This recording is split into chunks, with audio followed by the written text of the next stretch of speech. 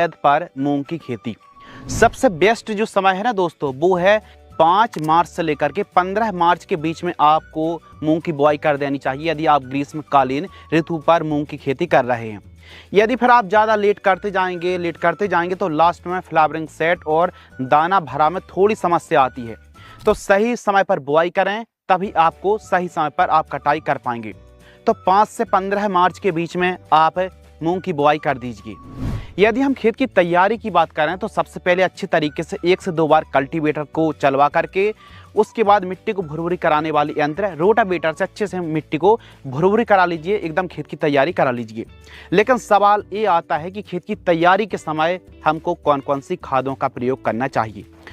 तो हमारी मूंग की खेती के लिए 1 एकड़ में 20 kilogram nitrogen, 40 kilogram phosphorus, 20 kilogram potash, 20 से 25 किलोग्राम सल्फर और कुछ मात्रा पर कैल्शियम की भी आवश्यकता होती है। यानी जितनी आवश्यकता पोटास या फिर फास्फोरस की होती है, लगभग उतनी ही आवश्यकता मूंग की फसल पर सल्फर की भी होती है। यह एक गर्मियों वाली फसल है, यानी आप अलग अलग सीजन में भी ग्रो कर सकते हैं, इसमें कोई डाउट नहीं है। लेकिन यह एक फसल है दोस्तों, यह दलहनी फसल है और दलहनी फसल में एक प्रकार से प्रोटीन की मात्रा को बढ़ाने में, रोगों से लड़ने की ताकत देने में और फसल को लंबे समय तक रोगों से बचाने के लिए हरियाली गहरे आता है कि 1 एकड़ में जब हम बुआई कर रहे हैं तो कौन कौन सी खादों का प्रयोग करना चाहिए।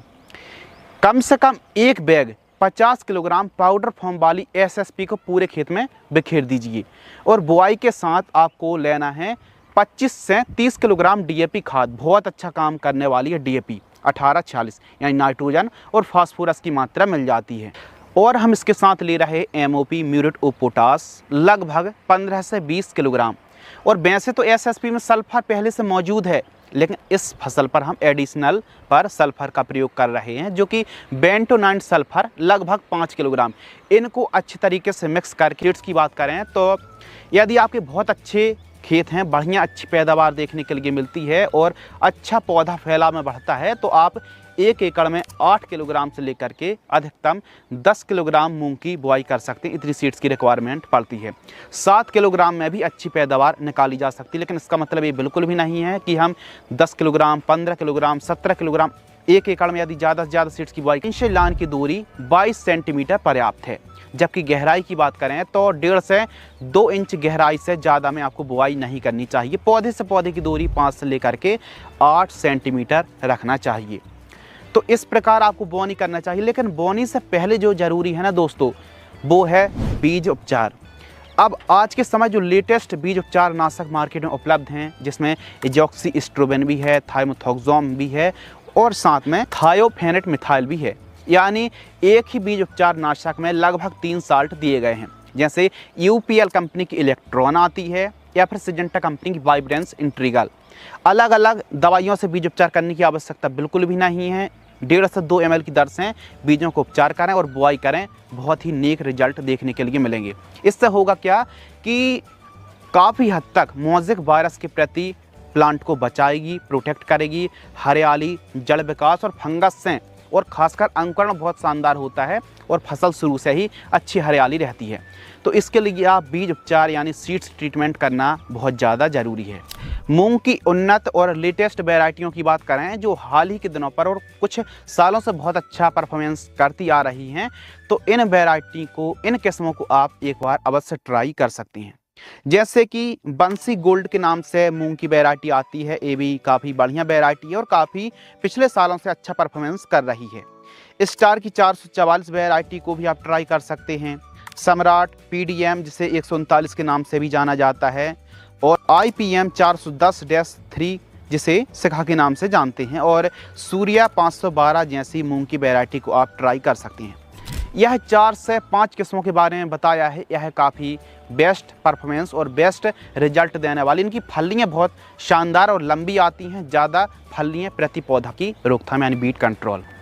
तो सबसे पहले हम बात कर लेते हैं खरपतवार की रोकथाम। तो जहाँ तक हो सके तो आप खरपतवार नाशक का स्प्रे ना करके मजदूरों की मदद से निराई गुड़ाई कराना चाहिए। यदि उपलब्ध नहीं है तो फिर प्री इमरजेंट हार्बिसाइड में यानी बुआई करी है और बुआई के तुरंत बाद 2-4 घंटे के अंदर अंदर आप जो प्रीएमर्जेंट हार्बिसाइड आती इसका स्प्रे कर सकते हैं, जैसे बेलर 32 के नाम से आती है, तो इसका स्प्रे भी आप कर सकते हैं। पेंडामेथिलीन और एमोक्सिथापर का कॉम्बिनेशन होता है।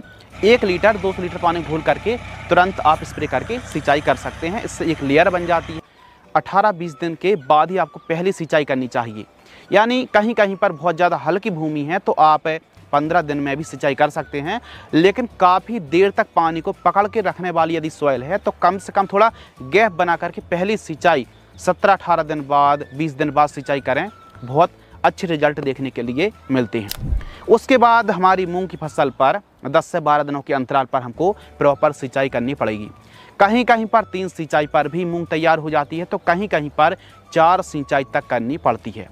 तो भूमि के हिसाब से ही हमको सिंचाई करनी पड़ती है। बस फ्लावरिंग फ्रूटिंग स्टेज पर जब दानों का भराव हो रहा हो, फ्लावरिंग सेट हो रहे हों, उस समय हमारे किसान भाइयों को सिंचाई अवश्य करना चाहिए ताकि दानों का भराव अच्छा हो। मूंग की फसल पर खाद शेड्यूल बहुत ज़्यादा ज़रूरी है। यदि एक अच्छी उपज और लगभग 8-10 कुंटल प्रति एकड़ से पैदावार आप निकालना चाहते हैं तो खाद शेड्यूल बहुत अच्छा रखना पड़ेगा। खाद शेड्यूल ब्रॉडकास्टिंग में आपको कौन सी खाद प्रयोग करना है, जब मूंग की फसल लगभग 20 से 25 दिन के बीच में होती है तो इस समय केवल एक खाद देने की आवश्यकता है। यूरिया उर्वरक खाद आपको 25 से 30 किलोग्राम लेना है, जिंक सल्फेट 3 किलोग्राम और रैली गोल्ड लगभग 5 किलोग्राम से लेकर के 10 किलोग्राम, इन सभी को मिक्स करके सिंचाई के साथ आप प्रयोग करें। अच्छी निराई गुड़ाई करके इन खाद का प्रयोग करें और फिर आप रिजल्ट देखेंगे। एक अलग प्रकार की आपकी फसल पर फ्लावरिंग सेट होगी, एक अच्छी ग्रीननेस देखने के लिए मिलने वाली है। तो केवल एक खाद देने की आवश्यकता। वैसे भी मूंग की फसल पर राइजोबियम की गांठें बन जाती हैं जो कि ऑटोमेटिक नाइट्रोजन की पूर्ति कर लेती हैं, तो इसलिए ज़्यादा नाइट्रोजन की आवश्यकता नहीं होती है। लेटेस्ट और हाल ही पर तैयार किए गए स्प्रे शेड्यूल हैं जिनके रिजल्ट मूंग की फसल पर काफ़ी लाजवाब हैं। तो आइए सर्वप्रथम बात करते हैं कि मूंग की फसल पर कौन कौन सी समस्याएं आती हैं। तो इसमें कई प्रकार की अलग अलग प्रकार की समस्याएं आना एकदम नॉर्मल सी बात है। तो स्प्रे पर टॉनिक और बेहतरीन कीटनाशक और फंगिसाइड का हमने समावेश किया है। स्प्रे शेड्यूल में हम समझते हैं कि बीमारी कौन सी आती हैं। फंगस पर पाउडर मिल्ड्यूड है, एक बीमारी आती मोज़ेक वायरस जिसे पीला मोज़ेक वायरस के नाम से भी जाना जाता है। लीफ स्पॉट है, रस्ट, एंथ्रेक्नोज समस्या आती है और साथ ही डाउनी मिल्ड्यूड भी बीच बीच में हमको मिल जाता है देखने के लिए। जालीदार इल्ली है, सेमिलूपर्स, बॉलवर्म, फली छेदक और कहीं कहीं पर दीमक की समस्या भी मिलती है। कुछ रस चूसक कीट्स जैसे सफ़ेद मक्खी, जैसिड, एफिड्स और माइट्स का प्रकोप देखने के अलग बाल्टी पर घोलें और फिर जो टंकी है फिर उसमें मिलाएं। यानी अलग अलग घोल करके आपको मिक्स करना है ताकि दवाई अच्छे से घुल जाएं। प्रथम जो स्प्रे है 15 से 20 दिन के आसपास की फसल होती है, तो इस समय या फिर इतनी जल्दी क्यों? इसका मेन कारण है कि जब हमारी फसल बहुत छोटी छोटी रहती, 15-20 दिन में ज़्यादा बड़ी नहीं होती है, तो इस समय से ही रस चूसक कीट और छोटी छोटी इल्ली और हल्के फुल्के फंगस का प्रकोप या फिर फंगस ना आए, तो इसके लिए प्रिवेंटिव में सस्ती और बेहतरीन दवाइयों का स्प्रे हमको करना पड़ता है ताकि लंबे समय तक बीमारी ना आए। तो प्रथम स्प्रे पर हम ले रहे हैं डाइमेथोड यानी रोगौर 200 ml, कुमान एल 300 ml और पीआई की ह्यूमेसोल 300 ml 200 लीटर पानी घोल करके प्रति एकड़ की दर से स्प्रे करें। इनका डोज इसलिए कम है क्योंकि फसल अभी छोटी है और इतना डोज में 1 एकड़ में काम चल जाएगा। सेकंड स्प्रे 30 दिन की फसल में हम ले रहे हैं एनपीके का सेम बैलेंस 19-19-19 1 किलोग्राम, ई7 300 ml, सोलेमन 120 ml, रोको फंगिसाइड 400 ग्राम 200 लीटर पानी की दर से आप 1 एकड़ में स्प्रे करें। तीसरा स्प्रे 40 दिन की फसल है एमामेक्टिन वेंजॉइट 100 ग्राम, एसिटामिप्रेड सफ़ेद मक्खी के लिए 100 ग्राम, कवच फ्लो 300 ml और एनपीके 052-34 1 किलोग्राम। फोर्थ स्प्रे लगभग 50-55 दिन के आसपास की फसल होती है या फिर दिनों को आप कम भी कर सकते हैं। यदि प्रकोप कम ज़्यादा होता है तो डेलीगेट 150 ml या फिर कोराजन, दोनों में से कोई एक कीटनाशक है। स्वाधीन फंगिसाइड 400 ग्राम, BASF कंपनी की लिवरेल जो माइक्रोन्यूट्रिएंट फर्टिलाइजर्स आती है 250 ग्राम 200 लीटर पानी घोल करके स्प्रे करना चाहिए। तो यह 3-4 स्प्रे शेड्यूल हमने बताए हैं। इनका जो टाइम पीरियड है कम ज़्यादा भी आप कर सकते हैं। प्रकोप बढ़ता है तो रिपीट भी कर सकते हैं और यदि बहुत कम है तो फिर 4 स्प्रे ना करके 2 स्प्रे या फिर 3 स्प्रे पर भी काम चल जाएगा। लेकिन जब बात आती है गर्मियों के दिनों पर, यदि आप मार्च महीने पर मूंग को लगा रहे हैं, अप्रैल मई महीने पर भी आपको पता है कि वाइट फ्लाई, रस चूसक कीट और इल्लियों का कितना ज़्यादा प्रकोप होता है।